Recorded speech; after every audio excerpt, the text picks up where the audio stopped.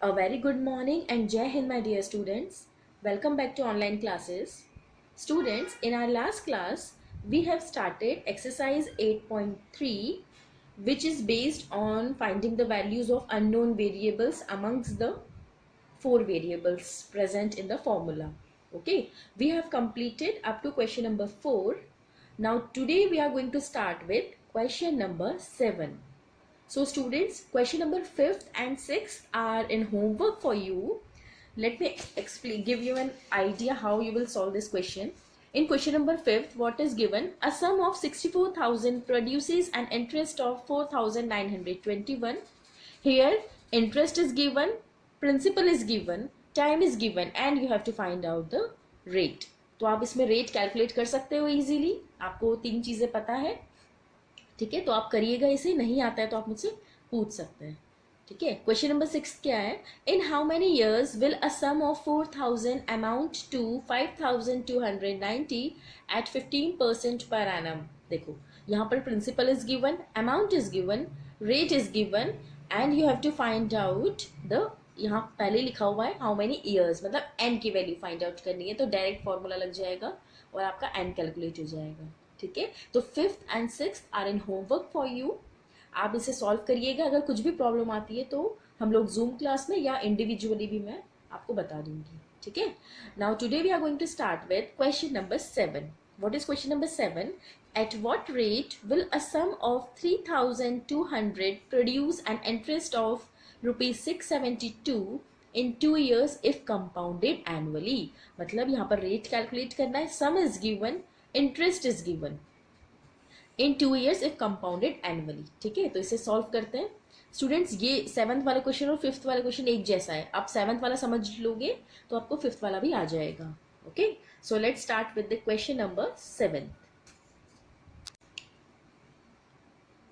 So question number 7th here, जो given है पहले वो लिख लेते हैं. First of all, principal is given, it's ₹3,200. Compound interest is given, it's ₹672. Time is given, it's 2 years and we have to calculate rate. ठीक है, हमें रेट कैलकुलेट करना है. तो हम सबसे पहले स्टूडेंट्स, हमें कंपाउंड इंटरेस्ट गिवन है. ठीक है, तो हमें ये पता है कि कंपाउंड इंटरेस्ट का फॉर्मूला होता है A माइनस P. ठीक है, we know compound interest, we know principal, so we can easily calculate amount from this formula. So we'll put the values 672 equal to A minus 3200. तो A की value क्या हो जाएगी? 3200 plus 672 और इसे add कर लेते हैं तो we will get, it will be equal to 3872. ये हमारा अमाउंट आ गया स्टूडेंट्स. ठीक है, अब हमें अमाउंट पता चल गया. अब हम ये वाला फॉर्मूला यूज करेंगे जो हम अभी तक कर रहे थे यूज, दिस वन. ठीक है, amount we know, it's 3872. Principal is 3200. 1 plus r we don't know and the value of n, मतलब टाइम इज 2 years. ठीक है, तो सबसे पहले हमने सीआई की हेल्प से, सीआई और प्रिंसिपल की हेल्प से पहले अमाउंट कैलकुलेट कर लिया. अमाउंट की वैल्यू यहाँ पुट कर दी, प्रिंसिपल यहाँ पर पुट कर दिया. Rate we don't know, so we have kept rate r as it is. और अब इसे सॉल्व कर लेते हैं. 3872 divided by 3200 equal to 1 plus r by 100 to the power 2. ठीक है, इसे हम कैंसिल करते हैं तो स्टूडेंट्स ये 121 टाइम्स और ये 100 टाइम्स कैंसिल हो जाएगा. आप पहले 4 से कैंसिल करिएगा, 2-3 बार करोगे तो you will get the simplified form as 121/100 and in RHS part will keep it as it is. Now what we will do, हमें क्या करना है स्टूडेंट, देखो यहाँ पर पावर 2 आ रहा है ना, तो पिछली क्लास में ही मैंने बताया था कि आपको LHS में ऐसा कुछ अरेंजमेंट करना है in exponential form so that the power will become 2 times. ठीक है, तो that means in place of 121 we can write 11 into 11 and in place of 100 we can write 10 into 10. So the power is 2. So we can write 11 upon 10 to the power 2 and 1 plus r upon 100 to the power 2. Okay. Now again you will write the same line if if powers are same then base are also equal. If powers are equal then base are also equal. तो ये 2 same हो गया, तो ये base वाला जो part है वो भी सेम हो जाएगा। तो 11/10 is equal to 1 plus r by 100। ठीक है, हमने कंपेयर कर लिया LHS RHS को, तो 1 को इधर ले जाते हैं, 11/10 minus 1 equal to R upon 100। तो इट विल बी, इसको एलसीएम लेके सॉल्व करोगे तो ये 1/10 इक्वल टू R अपॉन 100, तो कैंसिल हो जाएगा 0 से 0, तो R की वैल्यू आ जाएगी 10%। ठीक है,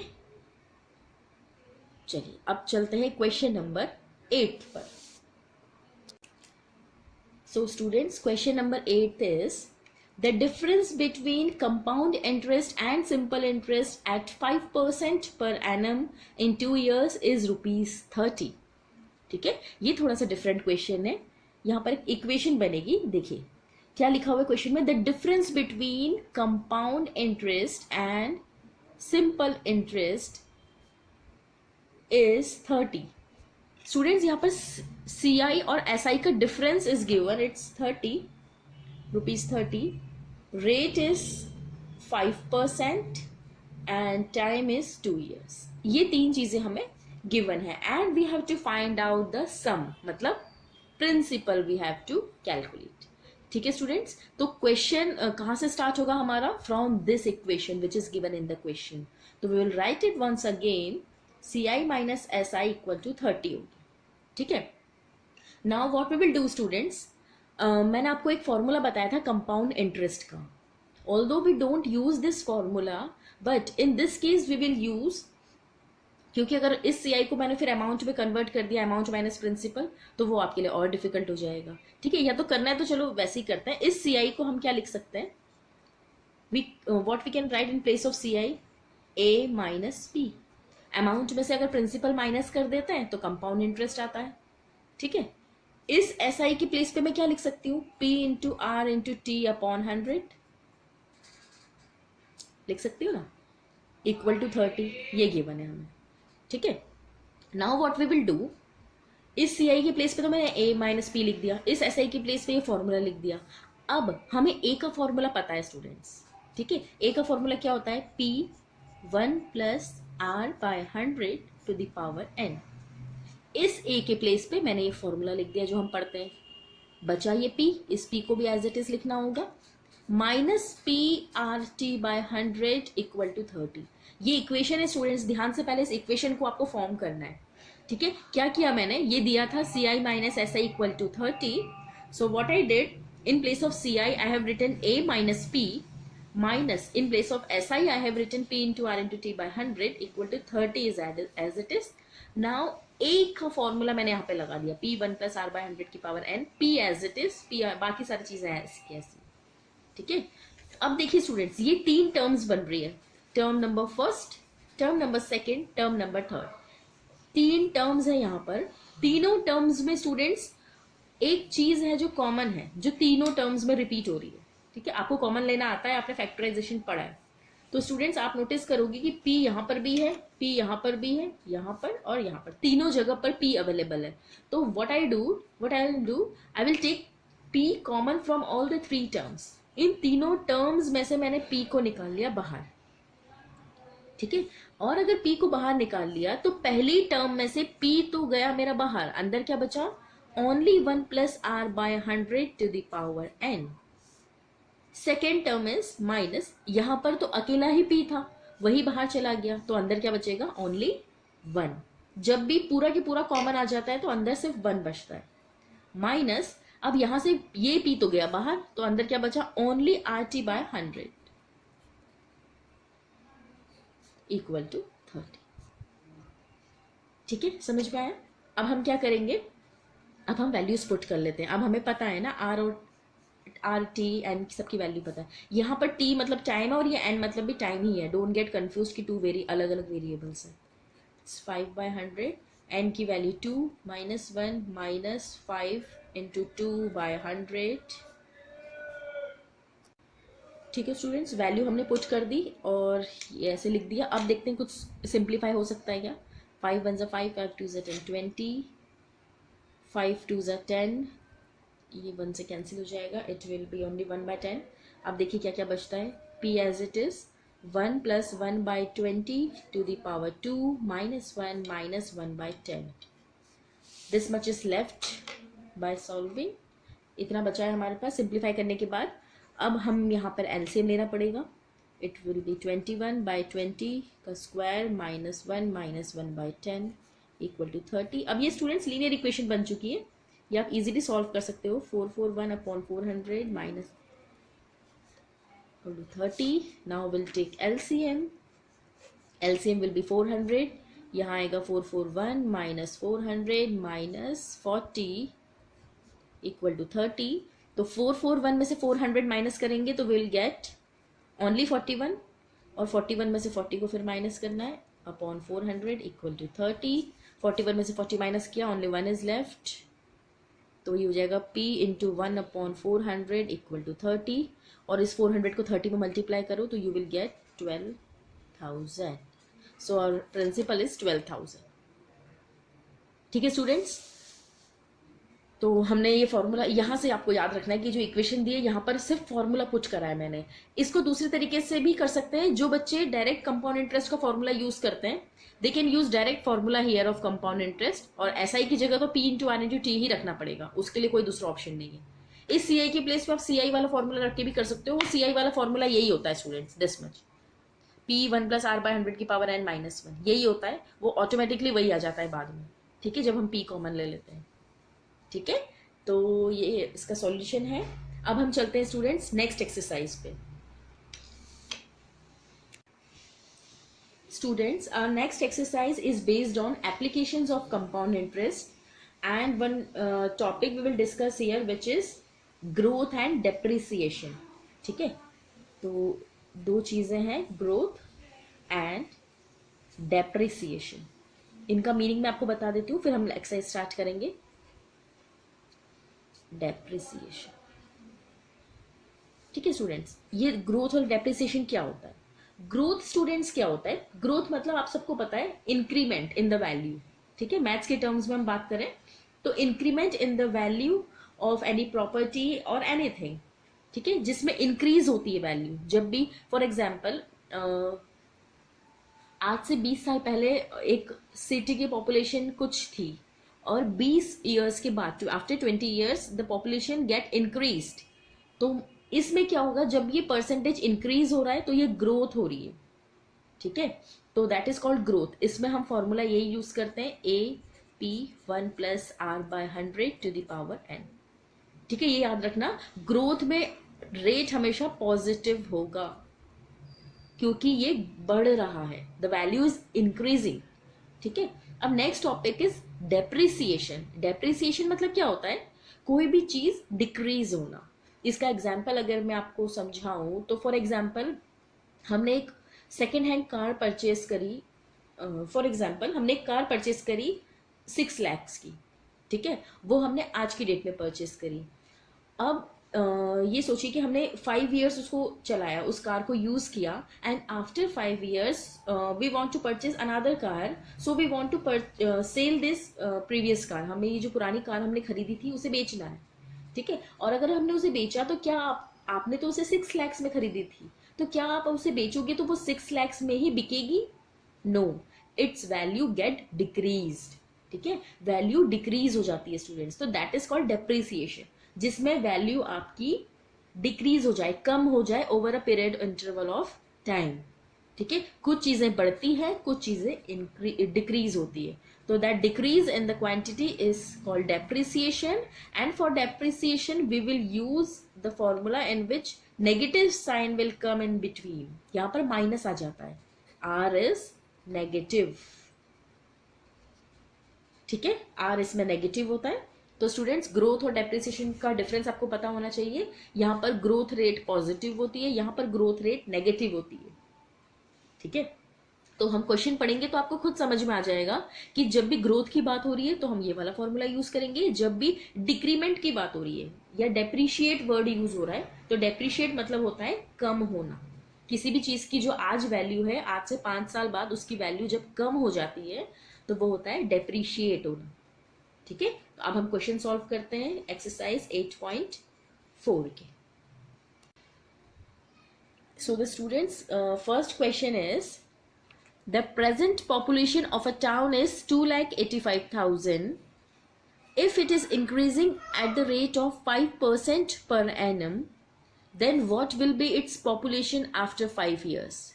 ठीक है, क्वेश्चन समझ में आया? प्रेजेंट पॉपुलेशन ये है और ये पॉपुलेशन बढ़ती जा रही है एट 5% पर एनम, और हमें ये कैलकुलेट करना है कि 5 इयर्स के बाद वो पॉपुलेशन कितनी हो जाएगी. तो स्टूडेंट्स, इसमें हम वही सेम यही वाला फॉर्मूला यूज करेंगे, दिस वन. यहाँ पर प्रेजेंट पॉपुलेशन गिवन है ना, तो प्रेजेंट वैल्यू हमेशा प्रिंसिपल होता है, तो आप पी के प्लेस पे 2,85,000 पे पुट करेंगे. 1 प्लस, यहाँ पर प्लस वाला ही फॉर्मूला यूज हो रहा है क्योंकि यहाँ पर ग्रोथ रेट इज इंक्रीजिंग, तो आर की जगह पे रखोगे आप 5%, 100 एज इट इज, एन के प्लेस पे 5 ईयर्स रखोगे.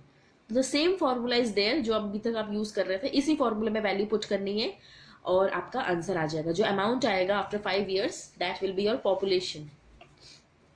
ठीक है, तो this question you have to do it yourself क्योंकि इजी है, सेम फॉर्मूला यूज हो रहा है. Will do second question. Second question में क्या गिवन है?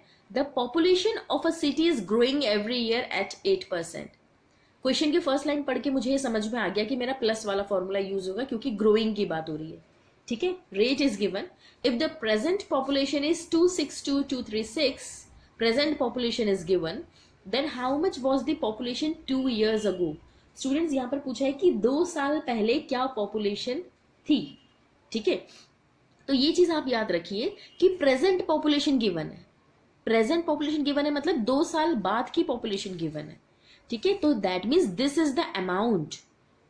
ठीक है, पिछले वाले क्वेश्चन में हमने ये प्रिंसिपल क्यों लिया था? क्योंकि हमें आगे वाले 5 साल के ग्रोथ नहीं वो निकालनी थी, पॉपुलेशन आने वाले 5 साल की निकालनी थी, तो ये प्रिंसिपल होगा. और जो 5 इयर्स लगा के फॉर्मूला यूज करोगे वो अमाउंट आएगा, वो 5 साल बाद का अमाउंट होगा. यहां पर क्या दिया हुआ है? आज का दिया हुआ है, आज की प्रेजेंट पॉपुलेशन गिवन है और हमें पीछे का ईयर्स का पूछा है, 2 years अगो, पहले के 2 years की बात हो रही है. दैट मीन्स हमें पुराना प्रिंसिपल निकालना है. ठीक है, हमें प्रिंसिपल कैलकुलेट करना है. Amount is given, rate is given and time is given. तो हम सॉल्व कर लेते हैं. Question number second. Here students, the value of A is, क्योंकि स्टूडेंट जब भी ए क्या होता है, बाद की वैल्यू होती है. फॉर्मूले में जो हम ए कैलकुलेट करते हैं वो पूरा ईयर्स रेट कैलकुलेट करने के बाद जो लास्ट में आंसर आता है वो है. और यहाँ हमें लास्ट वाला आंसर दिया है, पिछला हमें कैलकुलेट करना है. Rate is 8%, time is 2 years अगो की बात हो रही है तो 2 years. ठीक है, तो formula is again will use the same formula, 1 + r/100 to the power n. ए की वैल्यू है 262,236. अब स्टूडेंट्स, इस क्वेश्चन में अगर ये पूछते कि what will be the population after 2 years, after 2 years बोलते तो प्रिंसिपल ये हो जाता और फिर अमाउंट आप कैलकुलेट करते हैं. पर यहाँ पे पहले के 2 साल पहले की बात हो रही है, तो this will be your amount and principal will calculate 8/100 to the power 2. इसे सॉल्व कर लो. 4 2 8, 4 2 8, 4 5 20, 262,236. P, it will be 27/25 to the power 2. तो P की वैल्यू क्या हो जाएगी? 262,236. ये 25 × 25 मतलब 625 ऊपर जाएगा और ये 27 × 27 डिनोमिनेटर में आ जाएगा क्रॉस मल्टीप्लाई करके. तो 27 × 27 होता है 729, 27 का स्क्वायर. अब हमें सॉल्व करना है. तो स्टूडेंट्स, आप इसे सॉल्व करना, पहले मल्टीप्लाई करना, 729 से डिवाइड करना, तो यू विल गेट आंसर 224,825.10. ठीक है, ये आंसर आएगा. और बुक में सिर्फ इतना ही आंसर गिवन है. क्यों? क्योंकि पॉइंट के बाद यहाँ पे 10 है, तो it is very small value, it is very small value. तो यू कैन राइट अप्रॉक्स. अगर आपको अप्रॉक्स लिखना है तो ये 0.10 हटा दीजिए. ठीक है, तो 224,825. ठीक है स्टूडेंट्स, चलिए अब चलते हैं क्वेश्चन नंबर 3 में. क्वेश्चन नंबर 3 क्या है? A factory increases the production of its machine parts from 80,000 to 92,610. ठीक है, इसमें जो प्रोडक्शन है वो इंक्रीज हो रहा है 80,000 से 92,610 पर इन 3 years, और हमें रेट कैलकुलेट करना है. तो दैट मीन्स जो बड़ी वैल्यू है that is amount for you 92610. Principal is rupees 80,000. Rate we have to calculate. Time is 3 years, and rate we have to calculate. Students again यहाँ पर गिवन है कि अ फैक्टर इंक्रीमेंट की बात हो रही है, दैट मीन्स हम प्लस वाला ही फॉर्मूला यूज करेंगे. This one 92610 equal to 8000, 1 plus r by 100 to the power 3. ठीक है, तो ये हो जाएगा 92610 अपॉन 8000, 0 से 0 cancel, 1 plus r upon 100 to the power 3. 9261 किसका वो होता है, वेट इट्स 8000. तो स्टूडेंट्स सॉरी ये 80,000 है, इट्स 80,000. तो एक ये बचेगा, तो 9261 अपॉन 8000, तो 8000 तो 20 का होता है, 9261 21 का होता है. तो स्टूडेंट्स 9261 को मैंने 21 का क्यूब लिख दिया और 8000 को 20 का क्यूब लिख दिया. ये ऐसे लिख देना, ये ऐसे कैसे, ठीक है, 20 का क्यूब और 1 plus r by 100 to the power 3. अब देखिए अगेन पावर्स आर सेम तो बेस विल बी सेम, तो 21 upon 20 equal to 1 plus r by 100. इसे सॉल्व कर लेते हैं आगे. 21 upon 20 minus 1 equal to r by 100. ये बचेगा 1 by 20 equal to r by 100 और 100 ऊपर जाएगा तो आर इक्वल टू 100 अपॉन 20, तो आर इज इक्वल टू 5%. ठीक है स्टूडेंट्स, बस इन क्वेश्चंस में आपको पहचानना पड़ेगा कि कौन सी क्या चीज दी है, फॉर्मूला तो एक ही यूज हो रहा है हमेशा. ठीक है, अब चलते हैं क्वेश्चन नंबर 5 पर.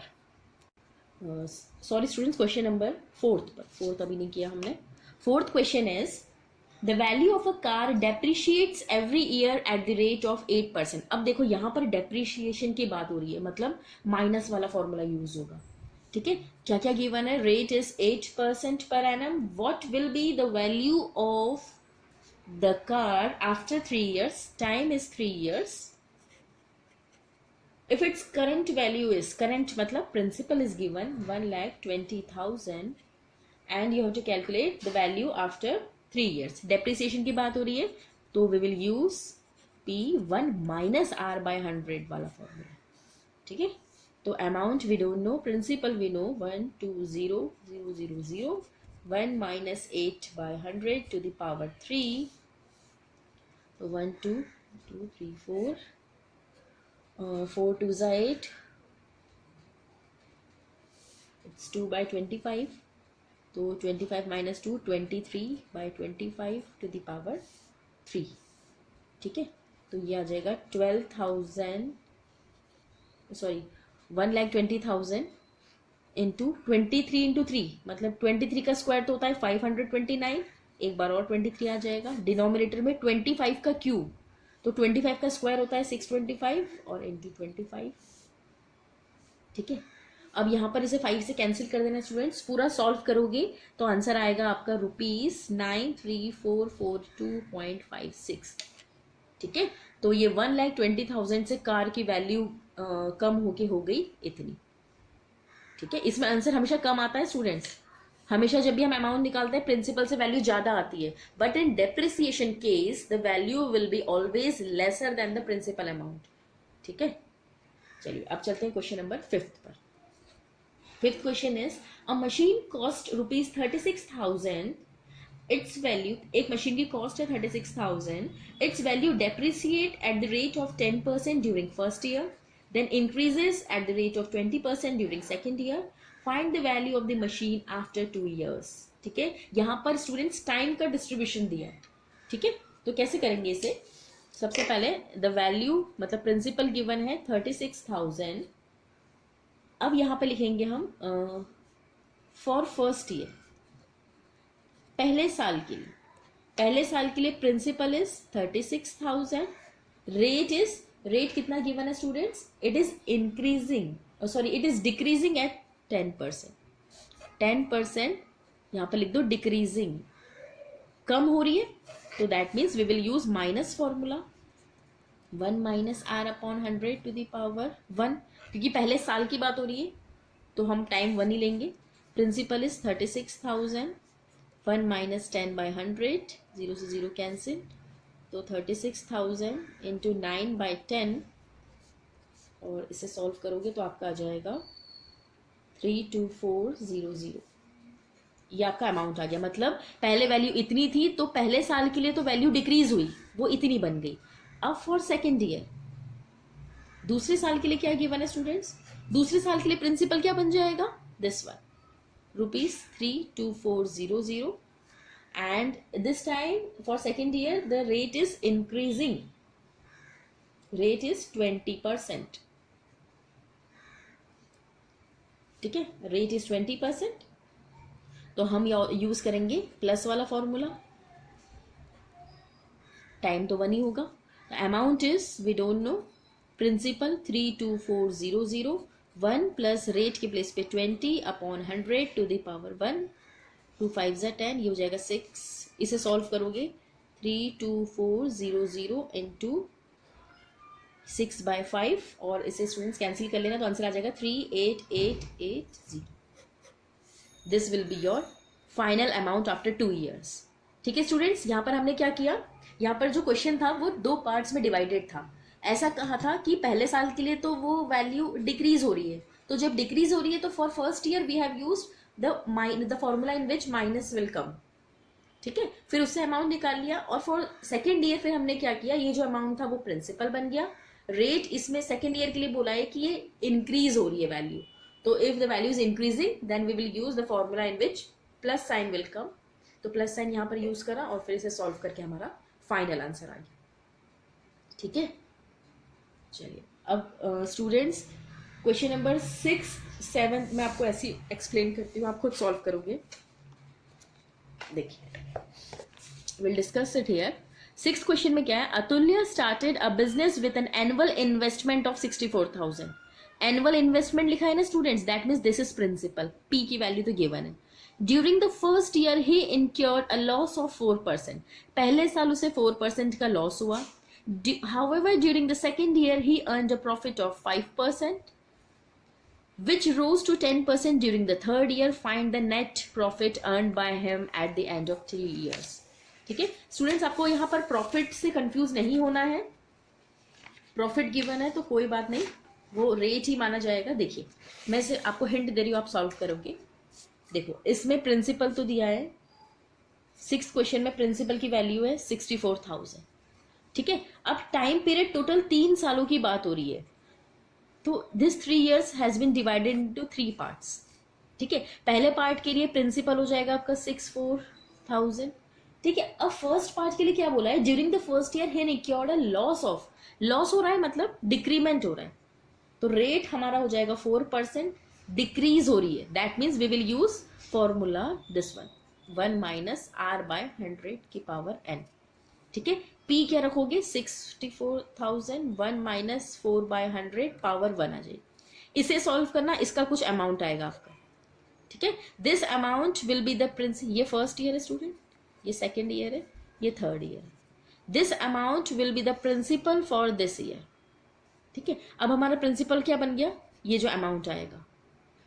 ठीक है, अब क्या बोला है सेकेंड ईयर के लिए, प्रॉफिट बोला है, the rate is 5% increases, increase हो रही है। ठीक है, प्रॉफिट हो रहा है, तो P we will use formula plus sign.